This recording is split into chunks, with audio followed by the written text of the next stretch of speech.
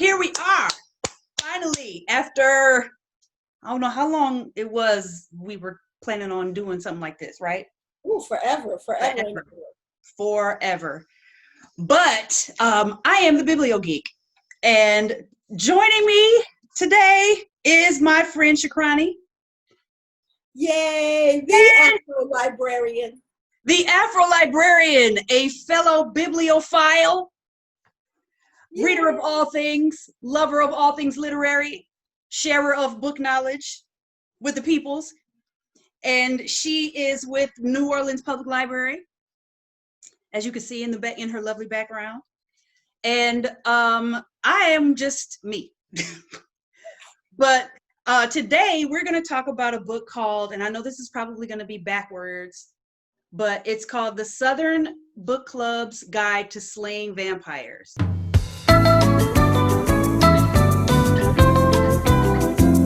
That's the cover, written by Grady Hendrix. Now, Shukrani, you were the one that suggested I read this book. So how did you come across this book? So I'm going to do a shameless plug. Do it.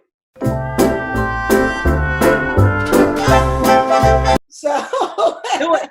So as you know, I am the African American Resource Collection, Equity and Inclusion Librarian at the New Orleans Public Library. Did that. Yes, that's the title. That's the title. So when COVID started and we were stuck in the house, I stacked up on audiobooks. I'm an audiobook geek. Right. And so looking at you with the book in your hand, it's surreal to me because I've never seen like the thickness of the book. Yeah. I just saw like the flat cover, right? Mm-hmm. So here's a shameless plug. I read it, I listened to it on Libby's audiobooks that is part of our databases at the New Orleans Public Library. So, you know, I'm always perusing for good books. Now, I like mysteries. I like fantasy and the occult. So this book, I'm looking through the title. I'm like, okay, it's a little cute little mystery. Okay, it's lightweight. I can do it. But then it was like, and there's a vampire, and then there's equality, and there's racism. And wait a minute. This book is so much more. It's so much more. And you know what? When you told me about it and I looked at the cover, I was like, what? This don't even look like something I would read. You know, it looked like a cute little, like what they call cozy mysteries. Mm-hmm. Or like, yes. You see, I'm a Hallmark mystery gal though. Yeah. Yeah, and I like a good cozy mystery. Like one of my favorite writers is and then of course I would blank, but she writes a series of cozy mysteries set in the same place called Three Pines in Canada. What? And yeah, and it's supposed, and like the main character is a detective, and she, you know, he goes back to this little small village or whatever because there's always somebody getting killed in this village for some reason. I love all of those. Yes. No, I'm living for that kind of stuff, right? So I'm thinking that's this wasn't like that. At all. At all. It wasn't cozy at all. No, it was quite uncomfortable at many times. It was super like vivid and graphic and gory, and I was and subtle. Cause you would be at like a tea party and then all of a sudden you're like, what is happening? Nightmarish, straight nightmarish. And I'm gonna be honest with you, the character in this book that plays the vampire, James Harris, I think is his name, is probably one of the scariest characters I've ever encountered. And I mean, that's putting him up there with Randall Flagg from Stephen King's The Stand.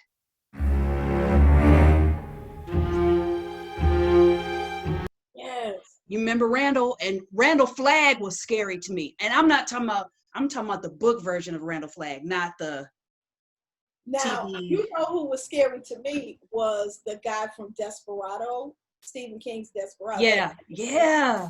He was scary to me. You know, Stephen King he loves those dark like solitary figures that walk into town. He loves that whole, like the gunslinger is that dude too. What's his name? Roland. Yeah. Roland from the Gunslinger is the same kind of dude. Like he's this dark, mysterious dude with a cloudy past who just walks into a town, and either he's a good guy with a past or he's a bad dude and he's about to kill everybody. There's no like happy medium. You know what? Because like Stephen King, what makes his villains so scary. Well, I don't know if it's because it'd be like the main villain, it'd be the human villain. It'd be like side villain, yeah. You know what I'm saying? The one, it'll be like the supernatural scary villain. Right. Then it'll be this really bad, like a bully, guy. Yeah, like the preacher who is molesting kids. Or like this racist dude, like a racist. Right. It'll be like the devil and like a racist. Right. a serial racist. Hey, what is happening? So I was saying that the vampire in our book is he's like the Stephen King villain 2.0 because he's like on the outside all nice and refined. Yeah. And just evil. I mean, and the worst part is that he's never one of these, because like you have those kind of villains who are like even toned until they're pushed and then they're like, rah! And he never does that. He's always here. So you're always kind of like waiting for the other shoe to drop, and he'll do something terrible, but he'll never raise his voice. He doesn't scream. He doesn't. Yeah, and he's polite the whole time he's doing it. So so let's give the people a quick and dirty of what this book is about. So as the title infers, it is about a book club. It's about a book club of these white women who are like homemakers in this small village. I'm trying to remember, it's like a small town. They're all married to, working husbands. They all have children, except I think one of them doesn't have children, but I can't remember. And so they meet periodically and discuss books, but they usually read true crime. At the time that the book opens, they're leaving one book club and starting their own, because of an argument that happens at the other original book club. And basically everybody leaves except the woman who started it. And the way that happened was so cool. Yeah. So they like the ultimate of Southern etiquette. Right. And that whole Southern etiquette and that nice nasty is all through this book. Like the way the women deal with each other is passive aggressiveness, like on another level. Really? It's bless your heart. Bless your heart. Oh my God. It is bless your heart, really. So they leave this one book club, they form their own. So when they're meeting to discuss this book, there's a neighbor down the street, an older woman down the street, who I want to say she falls ill, but that's kind of not accurate. She starts exhibiting strange behavior.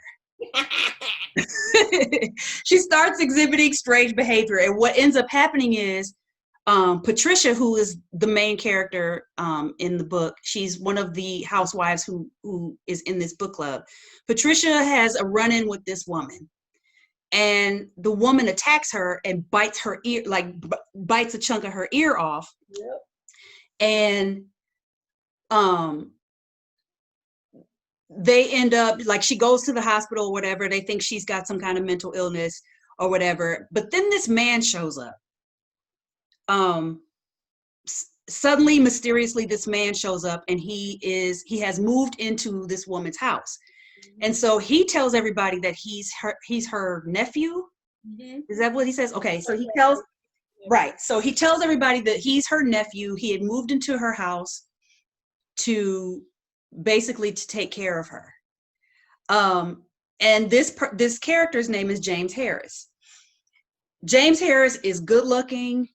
He has, he's single, he's young. He doesn't seem to have any money. Yeah, and he has a bag full of money that apparently he got from, because the old woman dies. So he stays in the house and he says, well, I inherited this money from her, right? And it's literally a suitcase full of money. Now, here's the thing about these women. They're incredibly naive. Mm-hmm. Like, now, almost. You say, because I tried to brush up. Yeah. Talk. Yeah. And they keep stressing that this was written with them in the 90s. Yes. And I think that leads us to why they're so naive. Yeah. Yeah. Right. And you know what's so crazy is, like, at one point I had to remind myself it was the 90s and not the 50s. because of the nature of the relationships that these women had with their husbands. You know, that was 90s though. Huh? 90s Southern lady, girl, please. Yeah, that's true. And then I had to remind myself that it was a culture thing. Yes. Yeah. Southern, small town, 90s. 90s, yes. Yeah. So Patricia and James end up meeting, and James asks her to help him put this money in a bank. So she never questions the fact that this guy has this bag full of money, and it's a lot of money in this bag. So she takes him. He explained it in some roundabout way, like it was something crazy, but it was all because I'm coming from out of town, and this is how I found things, and I don't have my ID. Right. So she helps him open a checking account, put the money in a bank, and she has this bright idea to invite him to the next book club meeting. So when she invites him, at first, some of the members of the book club are like, wait, what I missed? I'm sorry. What? You have to say how quickly she forgot that when she first saw him, he looked dead. That's right. When she went to the house, that's right. Because she went to the old lady's house. And when he hanging up in the hanging or something, he wouldn't come out into the sunlight. Yeah. When he opened the door for her, he wouldn't come out into the sunlight, and she thinks, oh, that's odd, but she never questioned. No, that's the second time. The first time she went in his house because the door was open and nobody was answering. Remember, he wasn't answering. Oh, that's right. She went upstairs and she surprised him, and that's why she saw him looking dead. Yeah. And I think he was either hanging up from the ceiling or laying down looking dead, because she thought he was dead. She tapped him. And he was like, who are you? Right. And that's how she found out who he was and what he was doing in the house. Because she had gone in there after the old lady died, right? Yeah. Okay. So. Yeah. She went in there after the old lady died. And then, so that time she saw him sick. And then the second time is when you were talking about, and he was coming to sunlight, where he was well now. He didn't look dead. Right. So, like, through this whole first part of the book, I'm like, but you saw him looking half dead, and now because he's nice and polite, you're gonna forget that you just saw him 24 hours ago looking like the crypt keeper? And in between, isn't that when the housekeeper showed up? Yep. The black housekeeper? Okay, so the black housekeeper, the first time she goes in, he's sick, and as she's leaving, the housekeeper is pulling up. And then the next time, he's well, and they never see the housekeeper again. Okay, so until later.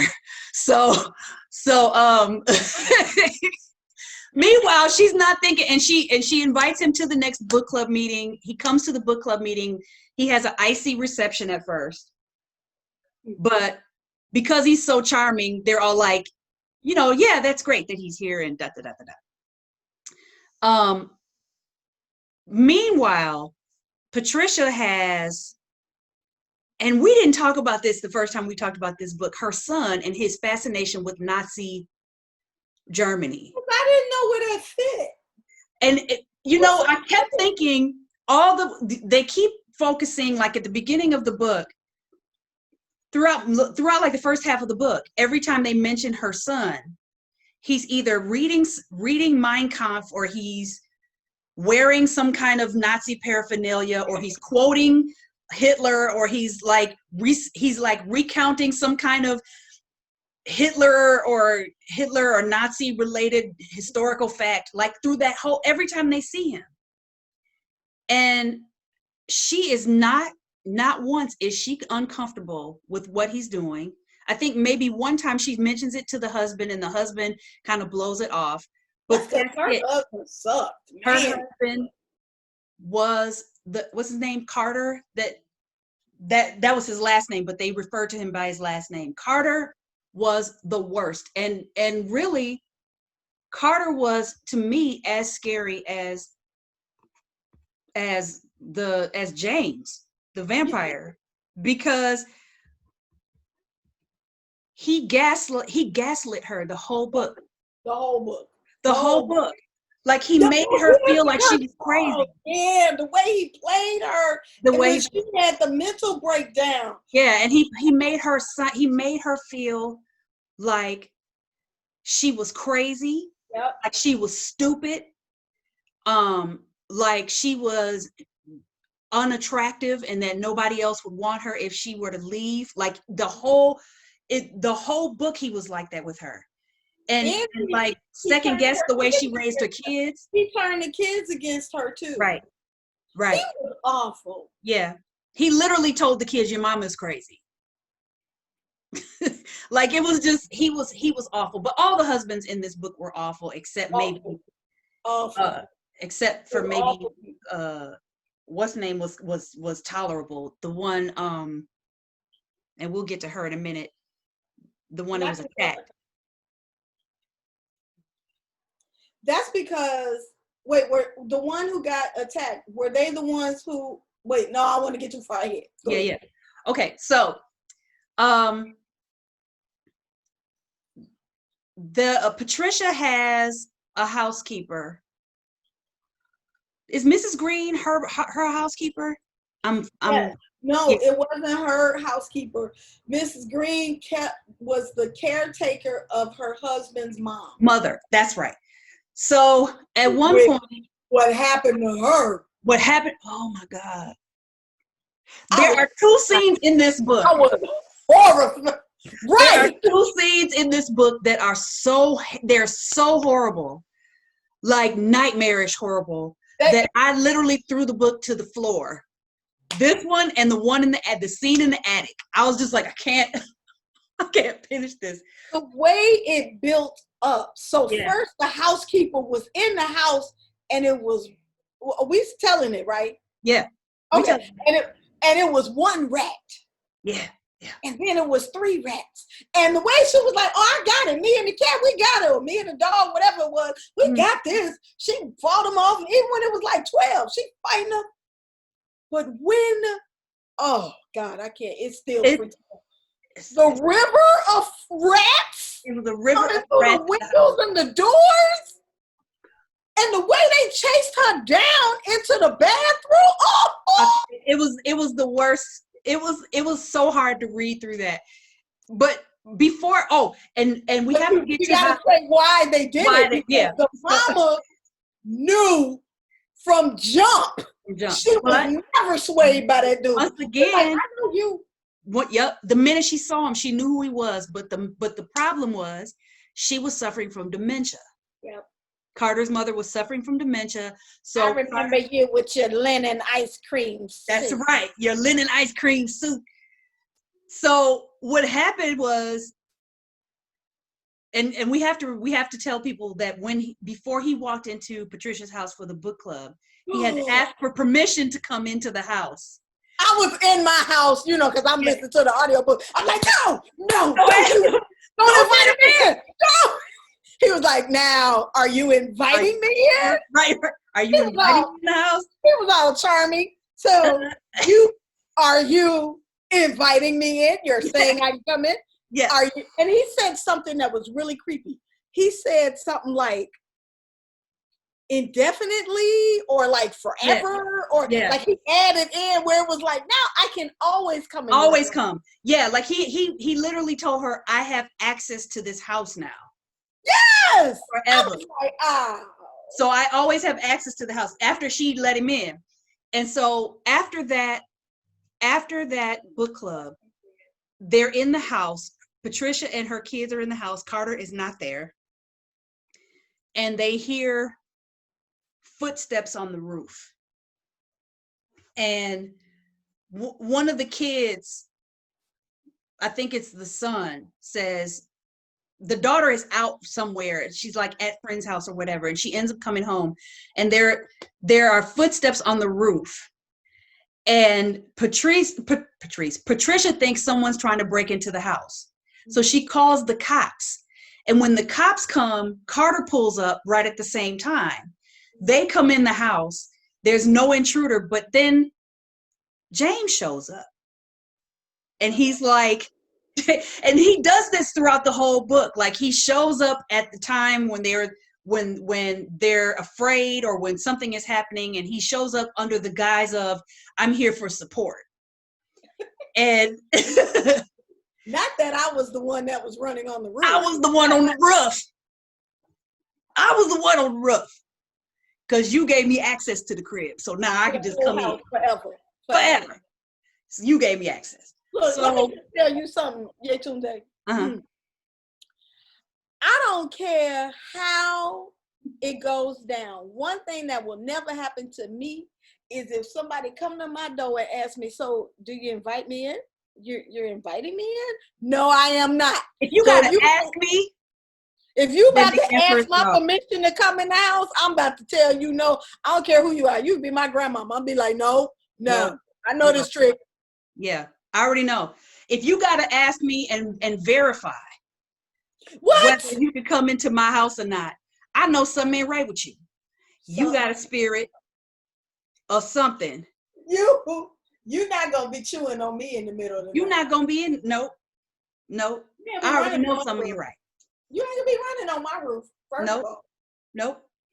Here, take this clove of garlic. Yeah. And walk on through. I'm like, the blood of Jesus against you, sir. Sir. Sir. Through the screen. She don't live here. You remember, did you ever see Poltergeist 2? Yes. Do you remember the scene where the dude with the black hat was walking down the street and the little girl in front of the family's house, and the little girl was looking at him through the screen? He came up to the front door, and the mother opened the door, and he was standing in the door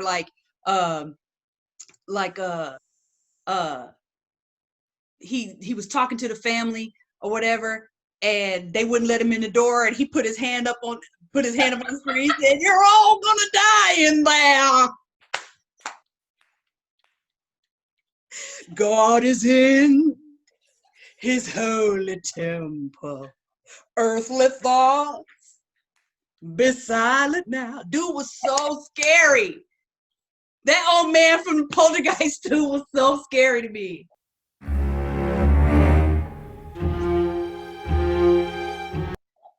You gonna make me go watch it again. You're all gonna die in there. He was so scared. "What's the matter, little girl? Are you lost?" "No, sir, I am not." "No, sir." I know exactly where I need to be right now. So, right after this incident, because what happens is the police come, of course, they don't find anything. Carter, once again, thinks his wife is crazy. Yep. James, the kids are terrified, but James is like, "Oh, woo, woo, woo, everybody, we safe now because I'm here, da-da-da."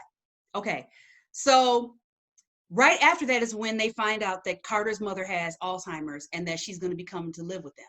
And she has like severe Alzheimer's, where she's like combative all the time and things like that. And it's hard for Patricia to kind of take care of everything. And of course, Carter is no help at all whatsoever. Like, he's even barely in the house the whole time her mother is living. Yeah, really. He's like, and everybody knows he's messing around with somebody. Or a couple of somebody. Mm-hmm. So You talking about his extramaritals? yeah. Those didn't become apparent until after, because remember, James Morris introduced him. Oh. You don't remember? No, he was just inattentive and a jackbutt. But after he Oh, started, that's right. yes. He wasn't cheating. Under the guise of being her friend. Is that what it was? James under the guise of being her friend, he told her? Yes. Yeah, see? So and I don't even think that, I think at that point this was when he had made his move to take over. right. Because that was after the whole thing with where they went to the black side of town. That was after all of that. Yeah, that was after all that. And that was deep. So right after this is when the whole scene with the rats happens. Right? Yeah. Because this is when he came over twice. Right. He came over twice, and the mama popped up out of nowhere like, "It's you!" I've seen you before. Everybody else is like ignoring her because they like, "Oh, that's just grandma. She got Alzheimer's. She don't know what she's talking about." Right. But she knew him. She described him. She said his name from back in the day, which was like 50 years prior. Because it was when she was a little girl. Right. And she was like, "You the one that killed my father. You the one that destroyed our family. I know it's you. I remember you in that suit. I got a picture." And that picture pops up later. The picture pops up later. Mrs. Green actually is the reason that the picture pops up. Because doesn't she take it? Yeah. She gives it to Miss Green. But she gave the picture to Miss Green. And now that where did you go? Now that we're talking about, huh? Here, Muse. Okay. So at the 2 times he comes to the house, and then after that, after she accuses him, she's like, "I know you, I've seen you before, you're this guy. You had on a white," she says his name was Hiram something or other. And she says, your name was Hiram something, and you had on a white suit. And I have a picture, right? So wait, that's why I was thinking. Now what I was saying is that now that we're having this conversation, so when the rats came, I knew why they was going after the grandma, but I didn't understand why when Miss Green went in the bathroom and locked herself in, they were still trying to get her. But now just in this moment, I recognized she had given that picture to Miss Green. So he knew that she knew also what was up. Who he was, Well, actually that she could know, but I don't think Miss Green knew. Go ahead. Not then, because at the time, Black children were slowly disappearing from the Black neighborhoods and where the Black neighborhood where Mrs. Green was living. So after the rats come, they pour out of the ceiling, they attack the grandmother. The grandmother lives for a little while and then she ends up dying. They kill the dog. They, they just swarm over the dog. And I heard that they killed the dog. And I was sick about that. But or was it the dog that lived? No, it was the dog that lived for a little while, and then I think the dog died after that.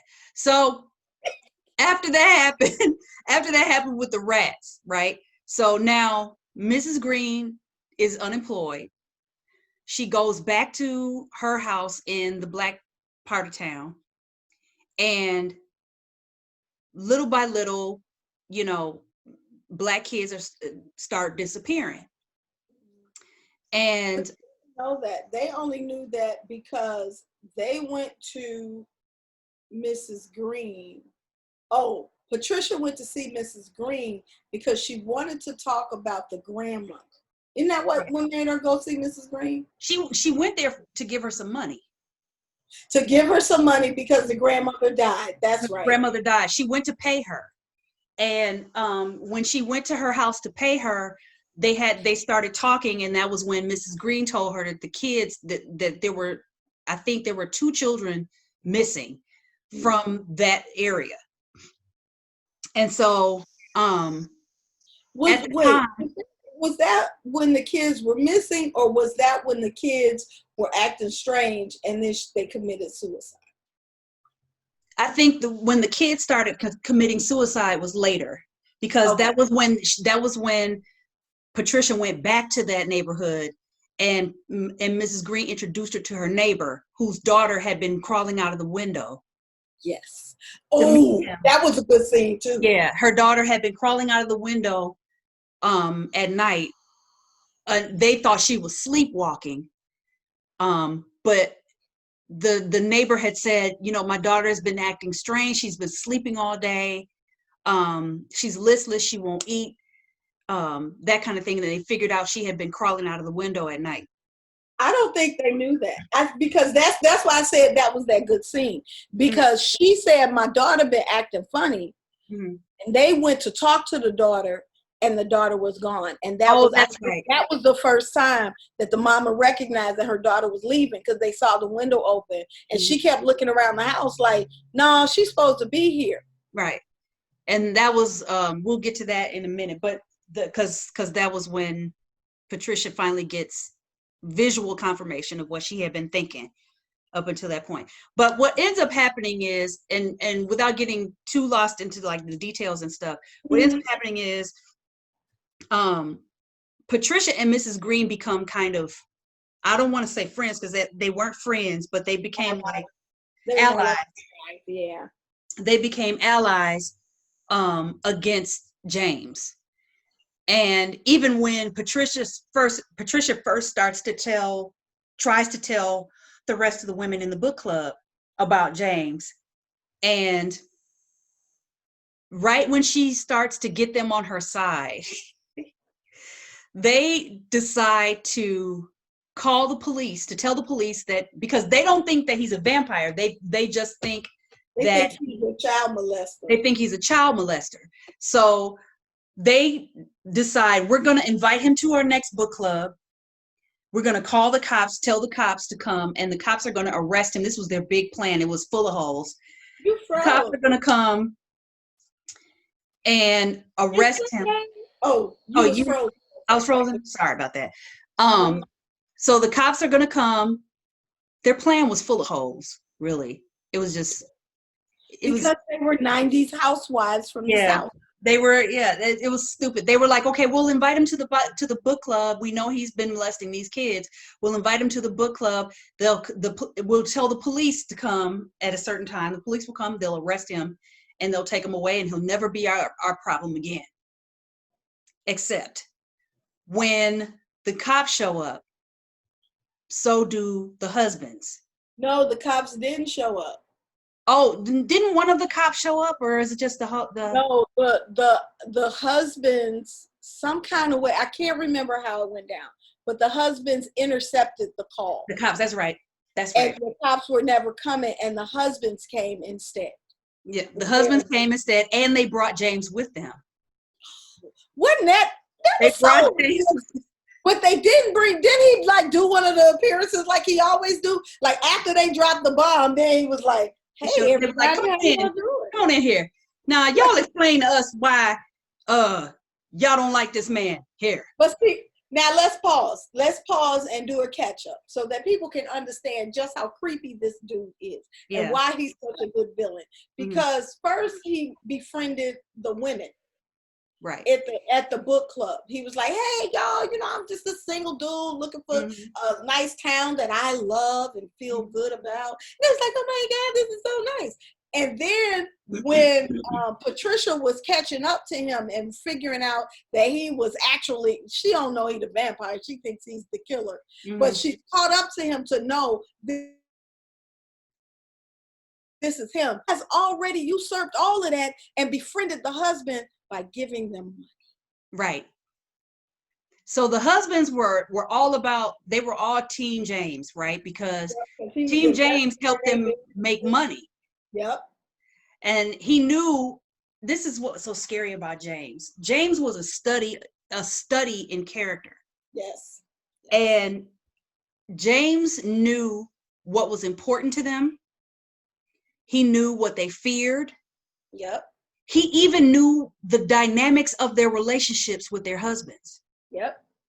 And he knew if I could intercede and get between the wife and the husband's always going to take my side. And because of the dynamics of their relationship, the woman has no voice anyway. Yeah. So anything she says is going to be discounted. Yeah. What was the most telling side story or detail, I guess, for me? They talked about this one couple, one of the two married couples in this circle, who had lost all their money in their business, and they was about to lose their house, and were building themselves back up, but had gotten knocked down a second time. And so when James came, that's his name, James Harris, came in and gave them investment, now they're like, oh my God, this dude walks on water. Right. And that's what he had done systematically throughout the whole town. By the time she got to the evidence that she knew it was him, he had already gotten like the mayor and all he invested in the police force. He invested in the extension that was at the Blacktown. They bought some land or something, and all of them now were part of that investment. So he was not just making their lives comfortable; they were wealthy now. Right.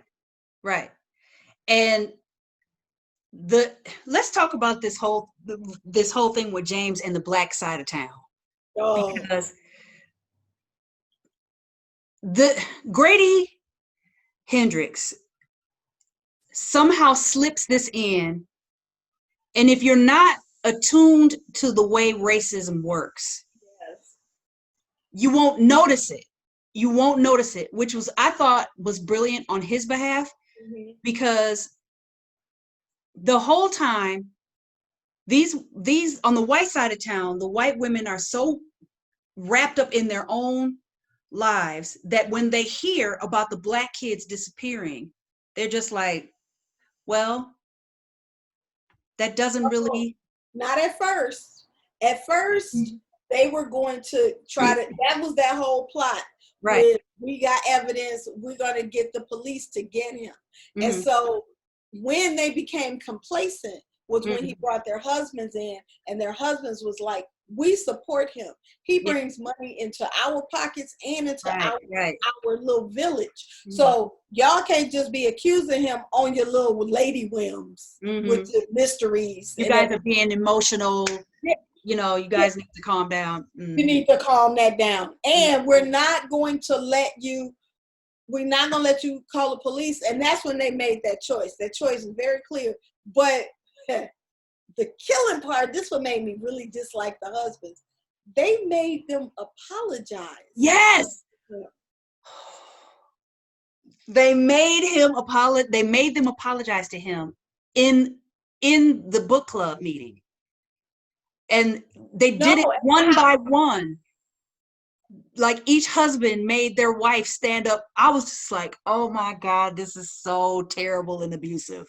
But that is when the women made the choice. It was so poignant because it was like, in this moment is where you put your sword in the sand or you walk away. And it was like, are you really going to try to save these black children who are at the mercy of anybody because they don't have money, they don't have resources? They was like, we call the police. We've been calling, we've been calling the police. That's what Miss Green was saying.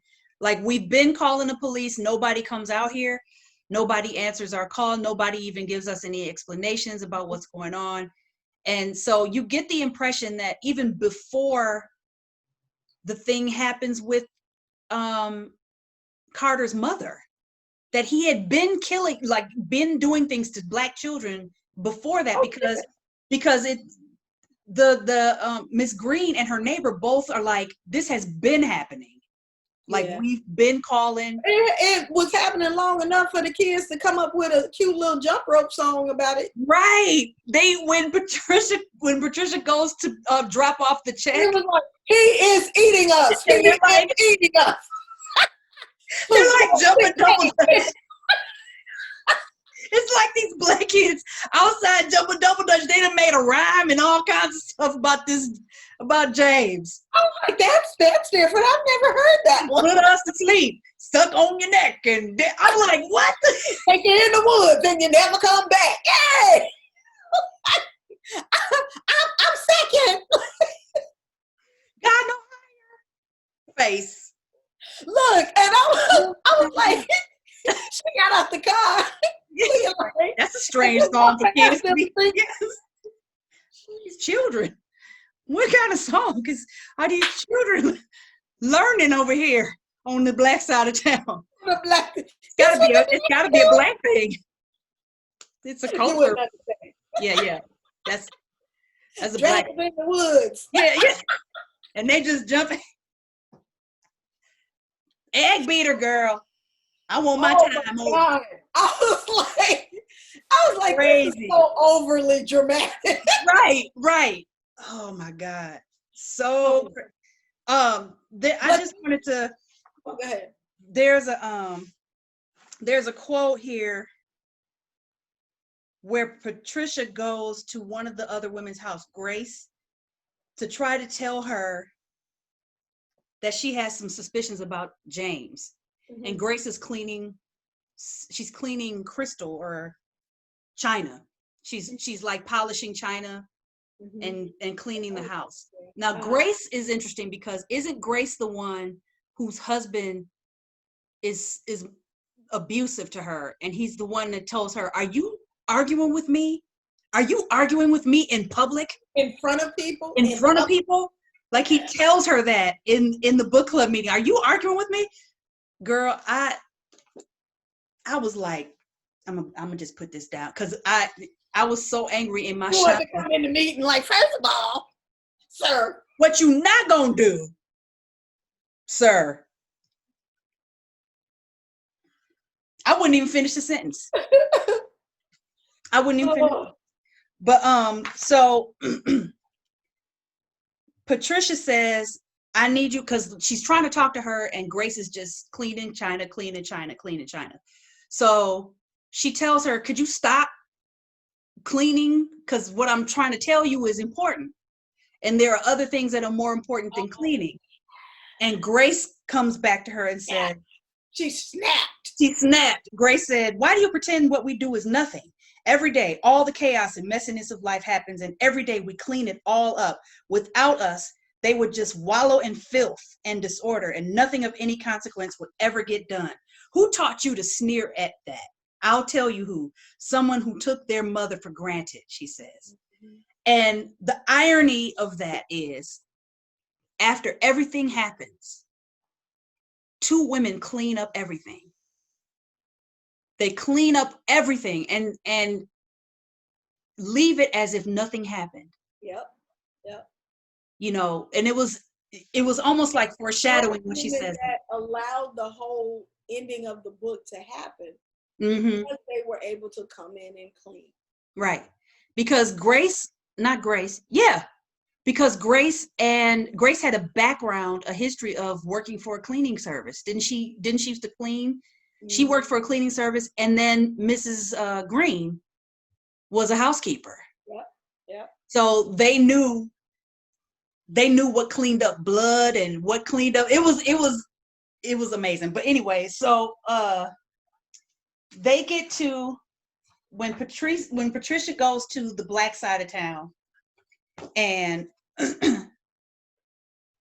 she is talking to Mrs. Green. I think this is the second time that she goes out there. Mm-hmm. And Mrs. Green says, "Everyone's hungry for our children. The whole world wants to gobble up colored children, and no matter how many it takes, it just licks its lips and wants more." And this is before she introduces her to the neighbor whose daughter is exhibiting these weird symptoms or whatever. Well, that was the first time she went to see Miss Green. Was it? Because she says, "Help me keep that little girl with her mother." Because I think this was the first time. The second time she went to see Miss Green, and that's why that meeting where they were like, "Okay, we're gonna apologize." That was why that was so important, because 4 years went by, with them not going to the black side of town, Mm-hmm. and with James just running rampant, killing kids. And then when the grandmother appeared to Patricia and was like, find the picture. Matter of fact, it was in that second scene when you was like, this scene told me, because that scene told me up. It was after that she went to ask for Miss Green's help. And that's when Miss Green was like, you left us here. You left us here. And kids are steady, you know, disappearing or coming back and acting weird and all that kind of stuff. What got me is the kids. He didn't kill the kids. No. He would take them into the woods and eat from them or whatever, and replenish himself. Right. And the after effect of that is that they would commit suicide. Right. And I found it was deep that she said, everyone wants our kids. Because it wasn't even just about James anymore. It was the world wants our kids. The world wants to take our kids and use them up, you know, until there's nothing left. And I was just like, oh my God. Because her point was that you all don't care. You all don't care all the time, and you don't care until it affects your children. Exactly. And that's what I thought was so great about this book, because this social commentary is right in the middle of this, you know, crazy story about housewives chasing the vampires and this very, very, you know, sticky thing here, like this whole racial injustice thing that we just gonna put right here in, and it's actually going to, because you know sometimes people do that sidetrack. You'd be like, what does this have to do with the story? But he wove it, weaved it, wevaded it, wevaded it into the storyline so expertly. I was like, this book is good. It was good. It really was. And I mean, the whole, and this part, girl, the rape scene. Ooh. I Everything about that scene was terrifying. The reasoning behind it, the strategy, the detail, the after effect, everything about that was terrifying.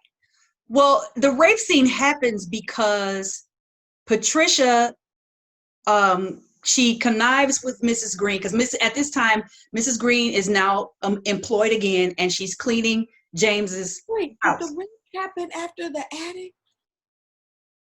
Yes, because remember, she was the one who went to James and told him that she had broken into his house. Oh, he's evil. So what happened was Patricia and Mrs. Green, they get together and they plan for Mrs. Green to let Patricia in the house while James is gone. Wait, because Mrs. Green told her, this is not a good idea. Right. This is going to end badly. And she was like, no, I should tell my friend. And she was like, I don't really think you should do that. Yep. Because once again, Black women having to think for everybody. But and again, white women not listening to the Black who is going through this. Right. The Black one, she was like, we've been dealing with this the whole time. Mm-hmm. And you ain't never dealt with nothing before, so maybe you should listen to me. And she dismissed that Black lady so quick. And I was like, you're dumb. Go ahead. And she was like, you know, it's bad enough I'm letting you in here because what you gonna get me fired from another job. Messing around with your job. Yeah, messing around. Ironic that she works for James Harris after he killed the grandma. Right. Right. So, but once again, we got to do what we got to do to feed our kids. So. And she didn't know who he was, but I'm just talking about how evil he was. Right. He knew who he was. Right. He knows the reason that she lost her first job is because he sent his demon devil rats to eat her charge. Jesus. So what happens is Miss Green lets her in the house. Now, before she does all this, Patricia tells her friend, was it Slick? She tells this Slick. character's name is Slick for some reason. I kept getting sidetracked. Like, how is her name Slick? Why is her name Slick? And wasn't her husband's name Horse? No, I missed that part. Yeah, her husband was named Horse or something crazy. So she tells Slick before she does this, hey, I'm getting ready to go and investigate James's house. James is gonna be out of town. Mrs. Green cleans his house. She's gonna let me in, and I'm gonna go do some digging because I know something ain't right about this dude, and I'm gonna find out what it is. And the whole time, because Slick is isn't Slick the Christian one who's like, the Lord told me not to. That's why she messed up. Yeah, she was like, the Lord's something about this ain't right, and you know the Bible says that and you shouldn't be going in people's, and it ain't your business. Yes, it's a sin if you break it. It's a sin if you. And so she was like, well, you don't have to come, but just don't say nothing.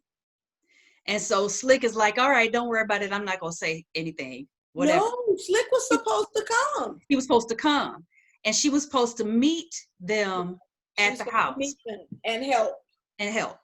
So she gets to the house. Slick never shows up, right? Mm-hmm. Patricia goes up into the attic, and she's, of course the attic is dark. She has a little flashlight, cheap little flashlight. She's looking around the attic, and she finds a suitcase. And in the suitcase is the mummified remains of that first housekeeper who disappeared. So she sees the remains or whatever, and right when she sees the remains, she hears James Harris in the house. Like, he comes back unannounced. And the stairs to the attic are still down. The stairs to the attic are still down, right? So he hears, she is like, okay, I got to find a place to hide. Now this is the part that just, I had so many nightmares behind this scene. She finds this pile of like moldy rags and clothes and stuff just like piled up. So she crawls up underneath it, and she is immediately covered. Like, she feels bugs like roaches and spiders and stuff crawling all over her, but she can't say anything. And she can't move. And she can't move because James has let the housekeepers go. He sends Mrs. Green and the other woman who was working with her, he sends them out. Mm-hmm. And she hears him walking around the house at first, and then she hears him coming up the stairs. Mm-hmm. And he comes into the attic. This part is what kills me, is he calls her name, and he's like, I know you're up here. I know you're here. I know you're here. And then he stands up there for a little while, and then he leaves. He goes back downstairs, and she doesn't move until she hears him leave the house and get in the car. I think he gets in the car and drives off. Wait. Now, go ahead. Yeah, no, go ahead. Go ahead. You about to break that down, right? No, you can do it. So, I got to give the ghetto version of what happened. Get a ghetto version. First of all, she had to pay the second housekeeper because when he came in, when he drove up, she was trying to pull up the stairs, but she couldn't. And she had to pay that lady the money to push the stairs up. So she went ducked down in the moldy clothes. And the first thing, because was a spider in her hair. Oh, I would have been done. I'd have been like, okay, well, it's been a wrap, y'all. I love you. Thanks. Oh. Said, hey, spider in her hair. So now he's up, and he's like, I know you in here, Patricia. And he's going through the corners. He's lifting stuff up, and she's in this pile of clothes. And when he gets like a foot away from her, a roach crawls. First, she feels the antenna roach on her face, then he crawls across her face and goes in her ear. Oh, her ear. And right when the roach goes in her ear, James is standing above her, looking for her. I know you're here. And he's angry. Because Yes. at first he was cool. Like they say he don't never break. But Right. he finally got mad. He was like, I know, where are you? I know you in my house. And so now she really can't move. And Right. the roach is crawling deeper and deeper in her ear. Wait, but she ends up, when he goes back down the stairs and leaves, she tries to pull the roach out of her ear and breaks it. Ah! Oh, she bust the roach open in her ear. Yes. Damn. Oh. That should have been the end of the book. It should have, some imaginary credits should have just rolled in the book. And you know, all I could think about was them, what are they, Ghanaian pallbearers?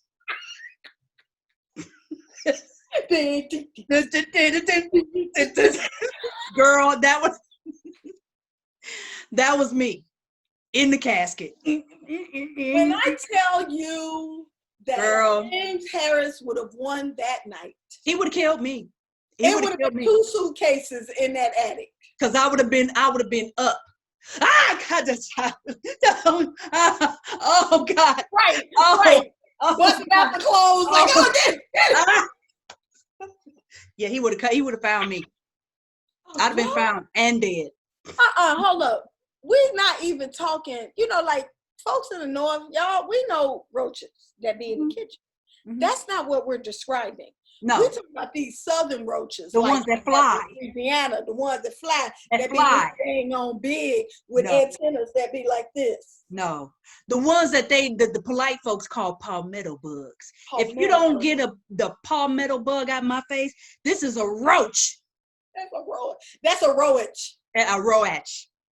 And they smoke. I'm sure the roach that was in her ear had a pack of cigarettes. Yeah, they do. They flip coins. I seen roaches like that shoot craps in alleys. Exactly. They Come got on, to be 6. Yeah, nope. I don't. So she survived that. Yeah. And they got away. Like they got away. I was so shocked that they got away with that. Yeah. And was that when he was coming back and the way he writes these scenes, the way she had to run and fix the paper towel on the sink while he was coming through the front door and she had to run up out the back door. Because they had to wipe the stairs down because when she came down the stairs, they were getting ready to run out and she turned around and saw that her footprints were on the stairs coming down, the carpet coming down. So she's like, quick, we need to get, immediately she knows once again, the women are cleaning up. It wasn't Patricia that knew, it was the other lady. The other one, it was Grace. Grace. Was it Grace? Yeah, because Grace has a background in cleaning. So Grace is like, we need to get a vacuum cleaner. We need to get this. We need to get some sponges, and it'll take it right up. So they're trying to quick clean the stairs and everything before James gets back. So then they hear him pulling up and they're running out of the back door, and Patricia turns around and sees that they had left the roll of toilet papers by the stairs. Yeah. So they had to run and get the toilet paper, put it back where it's supposed to be, and run out the back door as he's coming in the front door. Nerve-wracking. But it was crazy. It was crazy. But right after that, slide through the door like and then grab the door with the hand on the way sliding out and closing. It wouldn't have been me. I'm too clumsy. I would have fallen. I would have slipped and fell, and I still would have been hollering about them roaches. So I would have been hollering about that, and that would have been a mess. And see, and I'm dramatic and loud. He'd have turned the key in the door, and what he would have heard was, "Oh my God! Oh my God! Oh my God! Oh my God!" We left the paper towel. We left the paper towel. It just wouldn't have worked. It would have been done. It would have been awful. And then right after that is the rape scene. because now that we're having this conversation, I really see that's why I like this book, because when you go back again, you get more. So I'm like, because I was wondering why he did that to her, and I'm like, it was a retaliation against Patricia, right?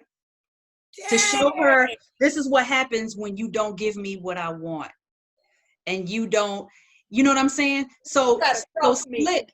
And he was so slick about it that it wasn't. He didn't go to her. See, I'm thinking he know she been in his house. He's gonna do something to her. He did not. He did something to one of her friends, and it was Slick during family game night. Wasn't it on a holiday weekend or something? And he goes to her house. Because it wasn't the they went in the house on the holiday weekend is the ending. Go ahead. Okay. So so apparently right after that, Slick calls Patricia, and she's frantic on the phone. And all she keeps saying is, I never made a sound. I never made a sound. I never made a sound. Or I never said a word. I think it was. I never said a word. I never said a word. She kept repeating it. And so Patricia was like, what is wrong with you? What are you talking about? And she's crying, talking about, I never said a word. I never said a word. So Patricia hangs up the phone, races over to Slick's house, right? When she gets there, the whole family is downstairs playing a board game. And so she doesn't think anything is wrong, because she asks the husband, where is Slick?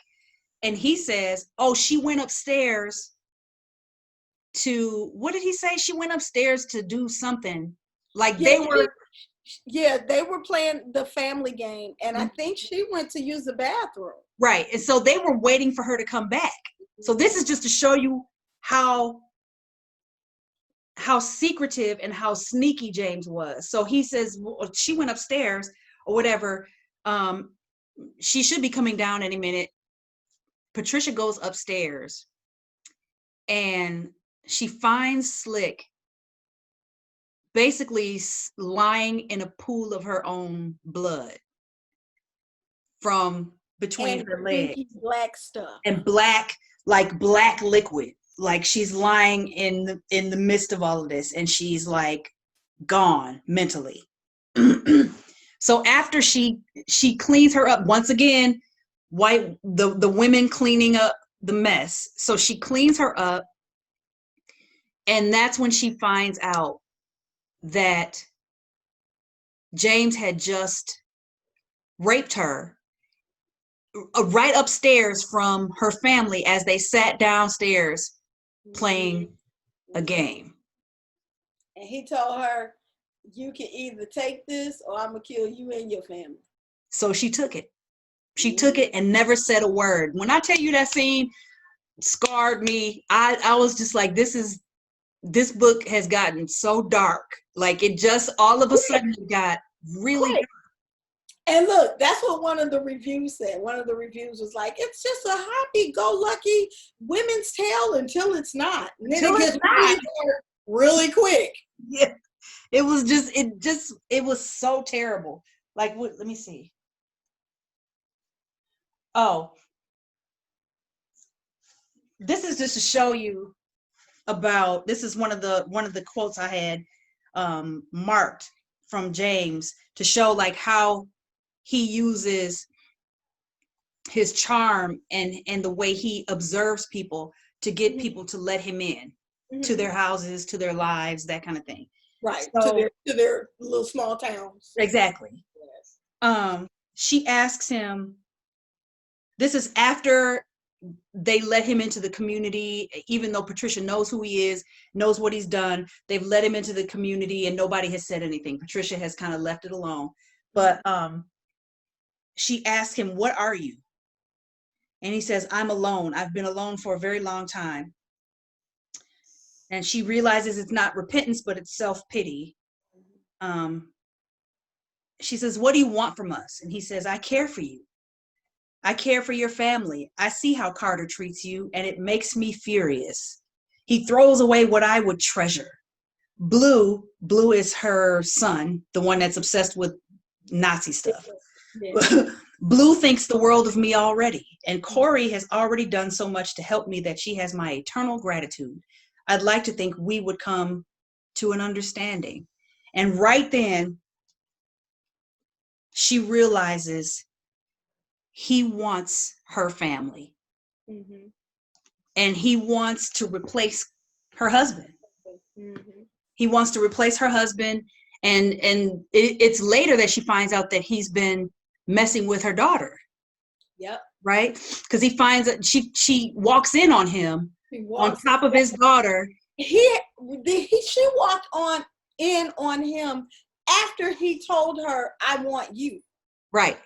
And right. then he left her and went and sucked on the daughter. Naked. Both of them laying in the bed naked. And she's like, what, 15? She's like 16. 16. She's in high school. She's a kid. And yeah, I think he'd had some bullets in his back. That wouldn't have did nothing. He'd turn around and ate you. Yeah, that's true. But he would have had some slugs in his back while he was eating. He'd have some slugs. Wait, but I thought that was interesting, the way that he gets his blood. Because he has a thing that comes out. No, I'm talking about where he bites you. On the thigh. Right? Yeah, on the inner thigh. Vampires be up here with it. I didn't know they was all down up in here with it. And I think they should, probably because you can't see it. Like you go to work. If somebody did something here, you go to work. You don't have nothing to explain. Yeah. Here you're like, yeah, that's a little, I got. Well, he evolved the technique. And then it's the thing that comes out. 1840s, and the neck is so 1623. And then it's like, it reminds me of, what was the name of that show that was on a while ago? It was on, I want to say Sci-Fi, about the vampires that were taking over New York, that took over a plane in New York City, and the way they would attack people is they had these things that would come out. They were like tentacles that would come out of their face. I didn't see that, but that's the same way they had the vampires in Blade 2. Okay. The vampires who eat vampires. Their mouths are open like this. Right. But also in Blade 1, that little dog had their mouth like that too. Remember you saw Blade, right? Yeah. Yeah. And I'm lying. This was Blade 3. I never saw Blade 3. Oh, they had a little dog and he was so cute. He was like, yip. And then his mouth did like this. Like, yeah. But that is a good description. That's exactly what his I'm trying to see what else did I. And you know what's funny while you're looking is that, vampires have this like almost sensual thing going on. Some of them, they're like really handsome, and like the getting to suck your blood is almost like a seduction and everything. Right. And he had that, but he also had the monsters. Because you got two different kinds of vampire. You got the little cute, glittery vampires, and then you got the Salem Lots vampire that look like a whole wart with teeth.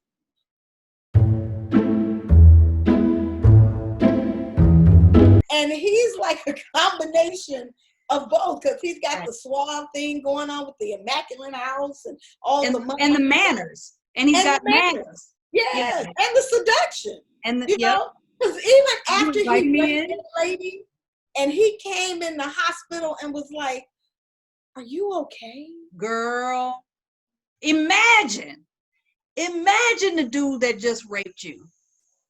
And you can't tell nobody, and you in the hospital, and everybody knows the dude that raped you, like he's your friend's friend, and he comes to see you in the hospital. I'm sorry, that's regular life. This is he your friend, and he might have impregnated you with the devil's seed, and there is a black death-like stench coming from your nether regions, because he's a vampire he has literally injected death into your lady parts. Exactly. So not only can you not tell that it's the friend who did it, but you can't tell that the friend is a monster. Right. Because he already told you, I'll kill your whole family if you say so. The whole family. So you just got to be here sick with black stuff pooling out your ass.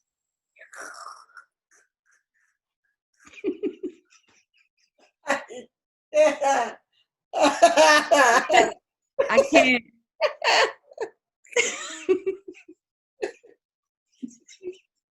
It's something that it reminds me of.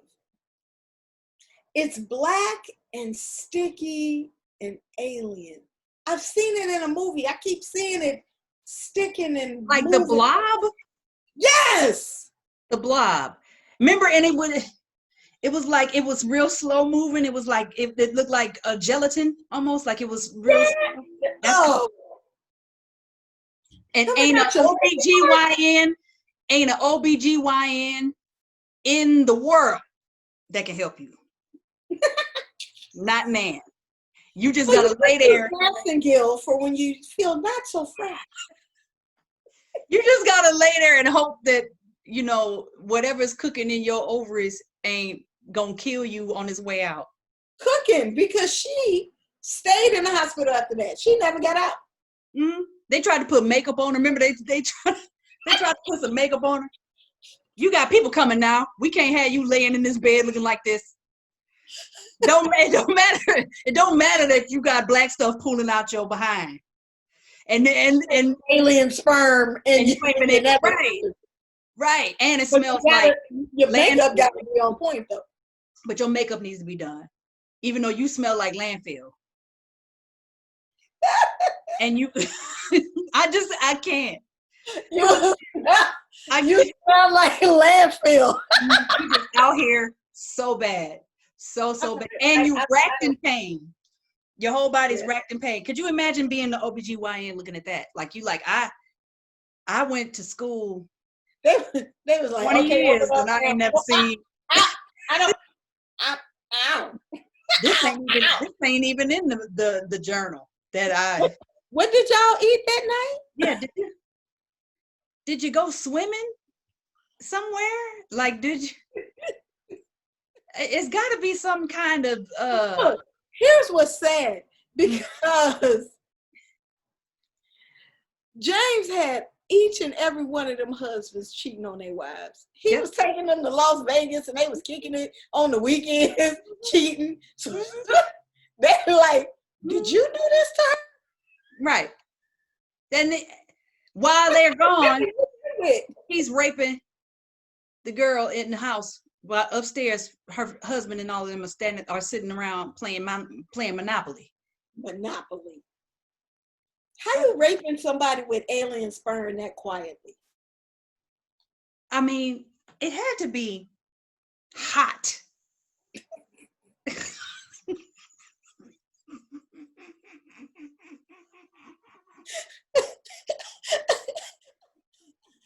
What's that hurt? It had to be hot. That's what you came? It had to be hot. It had to be hot. Or very, very cold. No, it was hot. It wasn't cold. It was hot. I just got, I'm going to go with my first thought. It had to be hot. It had to be. It was hot. Burning hot. Look, let me tell you why. Let me tell you why. This is scientific fact. The scientific, if you will. Okay, lay it on me. Cold stuff don't stink. It was hot. Everything that ever has burned the inside of your nose has been hot. Imagine what that pap smear gonna look like. You know, the doctor was just like, "Nope, I'm not even." That was her diagnosis. You're sick. You have an ailment.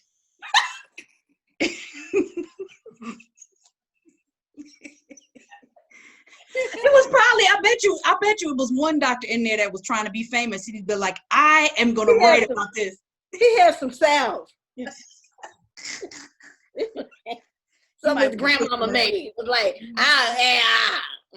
ain't none of this. That's all you can do with that. You just wipe a little salve on it.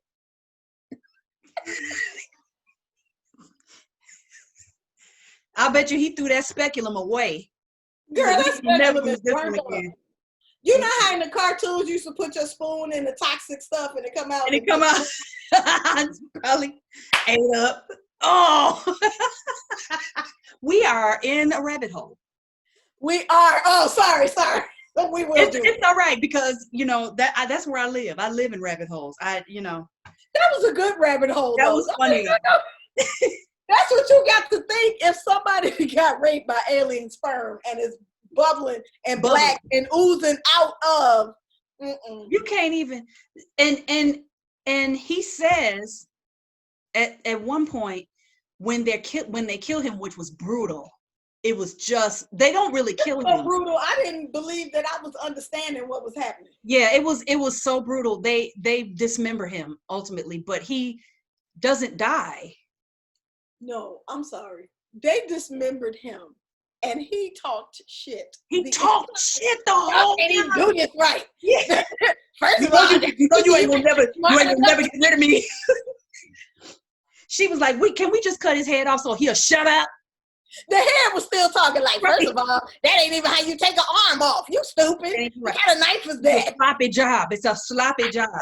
And it don't matter. It don't matter because I'll be back. And when he said that, it was like, he said, I left something of myself behind. And I was like, Lord, she pregnant.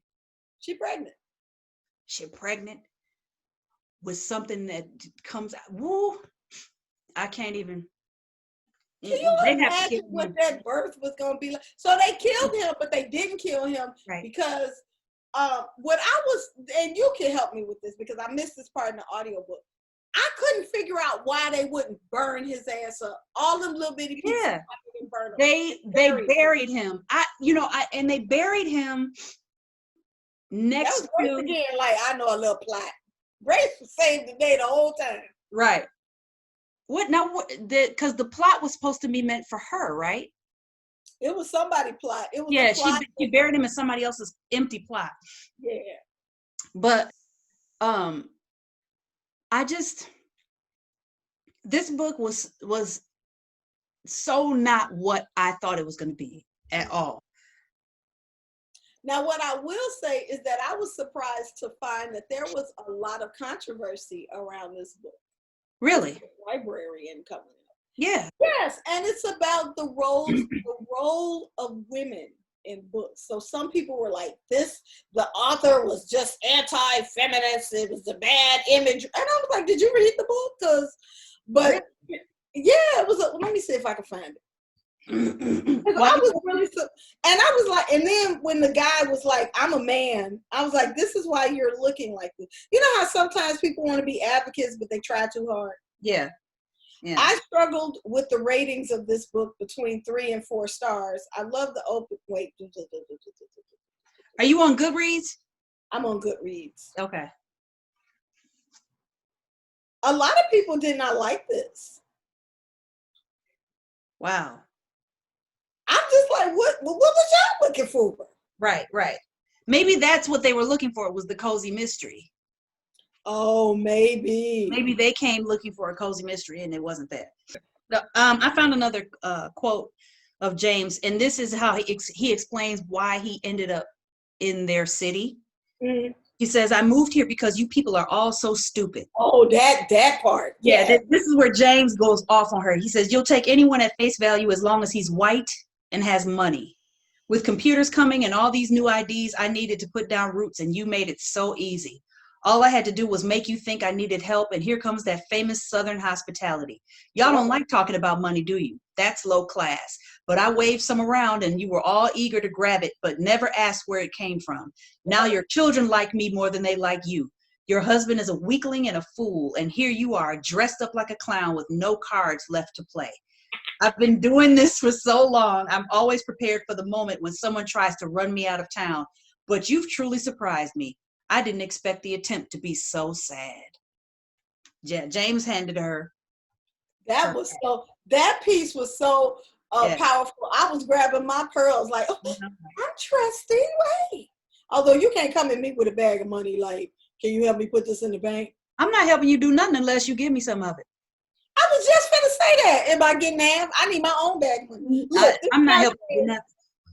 people's refusal to see sexism and harmful representations when it looks them straight in the face is what led this book to have such great reviews. Wow. Right. I was like, what? Did they read the whole thing? He says he's a white man. So I'm like, are you really just trying to find something in this book that's offensive? Because But that was the whole point of the book. The women had to be naive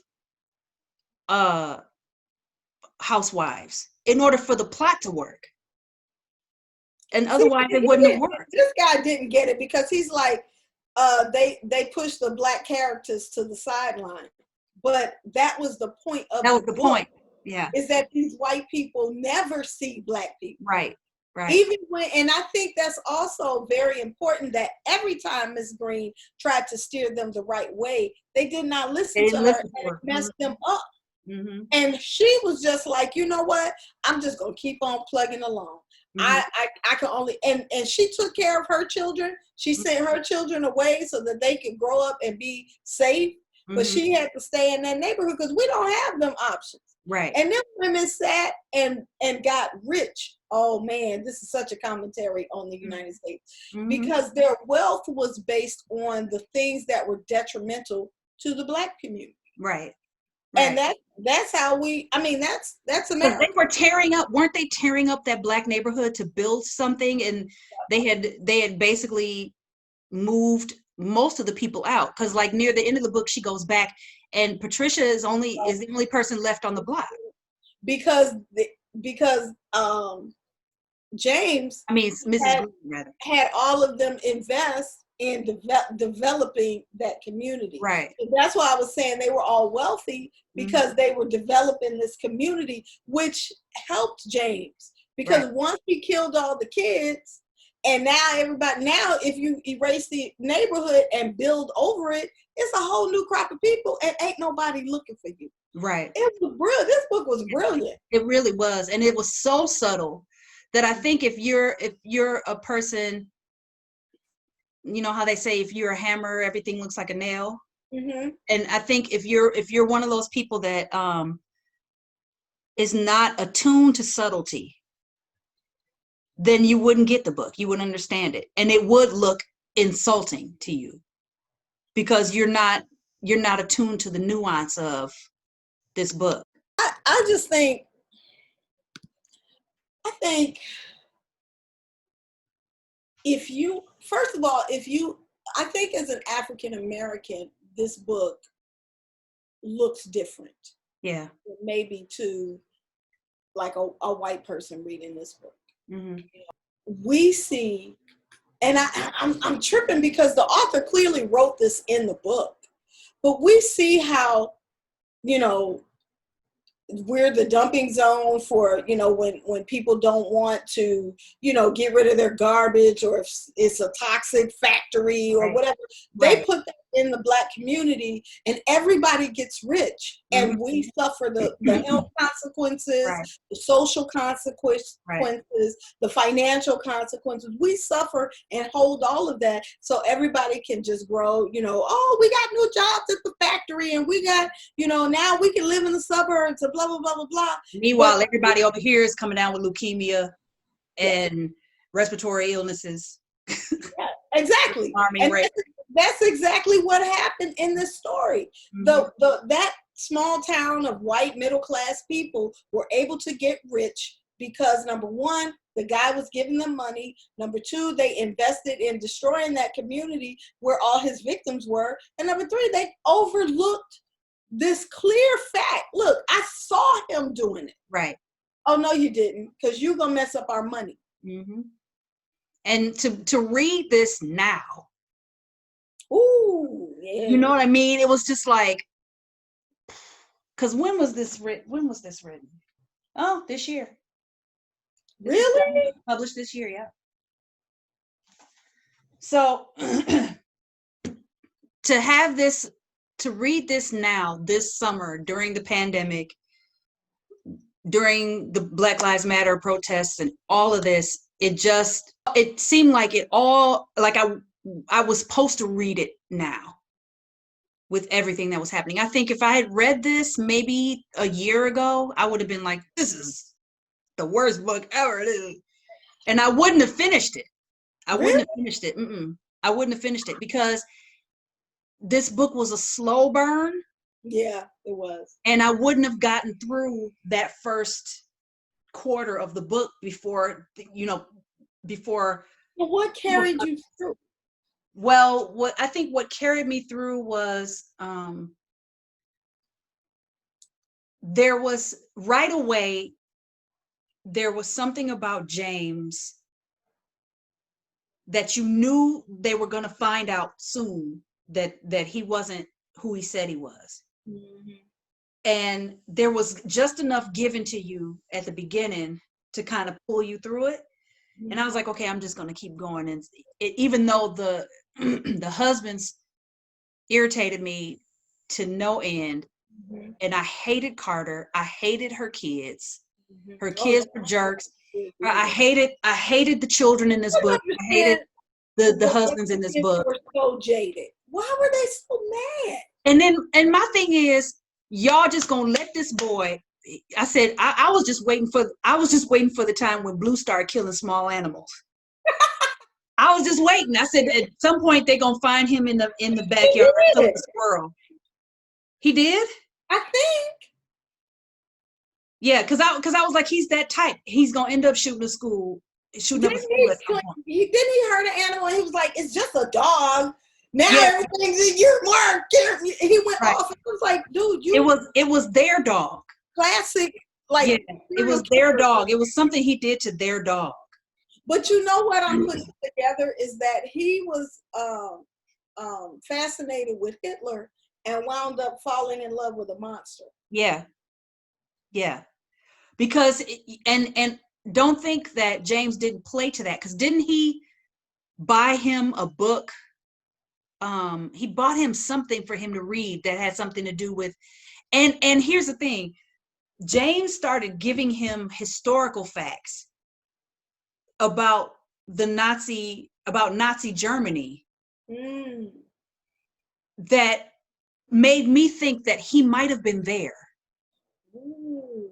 You know what I mean? Like he had firsthand experience. I missed that part. Yeah, like it made me think like maybe because he's old, you know. He says, I've been doing this for a long time and I'm lonely, right? When he tells her that at the end. He was there when the grandmama, if I'm not mistaken, when the grandmama saw him, that was before the Nazis. Right. And so that needs victims, Nazi Germany is the best place for you to be. Right. So I feel like he's like, oh, you're interested in that. And it's almost like a way for him to bond with that boy. Mm-hmm. You know, and it's just, there was so many little Easter eggs and winks in this book. To show his character, to show how conniving he was. Mm-hmm. You know, because he gets the boy, and then he actually got all of them except for her. He got the husband when they went out of town on their little trips, and he, you know, man, why don't you hook up with an old girl? You know, I think she likes you. So now he got the husband, and he's feeding him money. He gets the son with the little Nazi support group, and then he gets the daughter because he shows her affection. Yeah, I'm telling you. But listen. I'm going to have to cut this short. Let us wrap it on up. We're going to wrap it on up. I'm going to make sure I have, what was this last thing that I have marked here? What is this?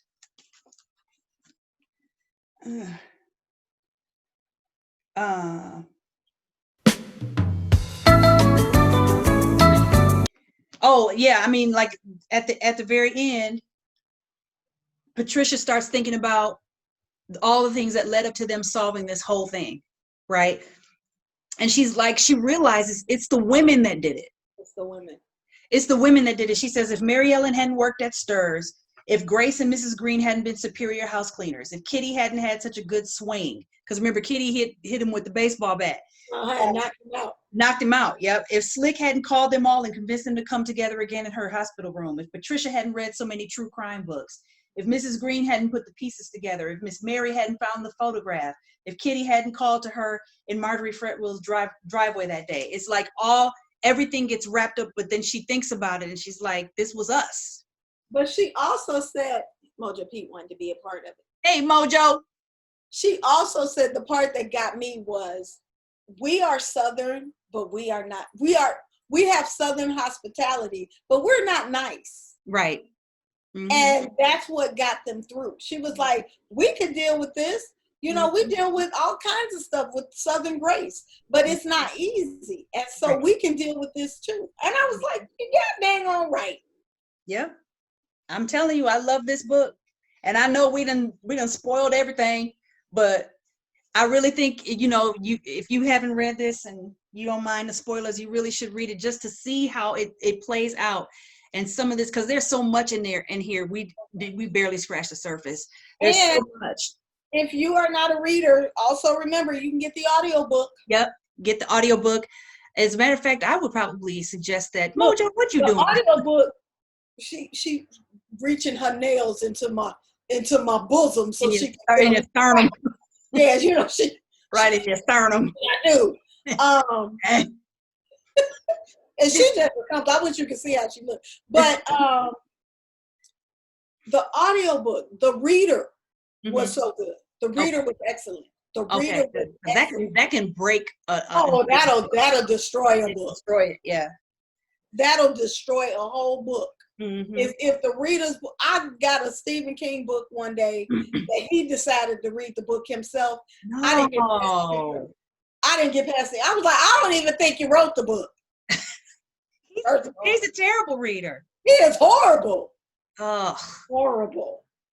Stephen. I would let this cat read the book before. and screech all the way through it. All the way.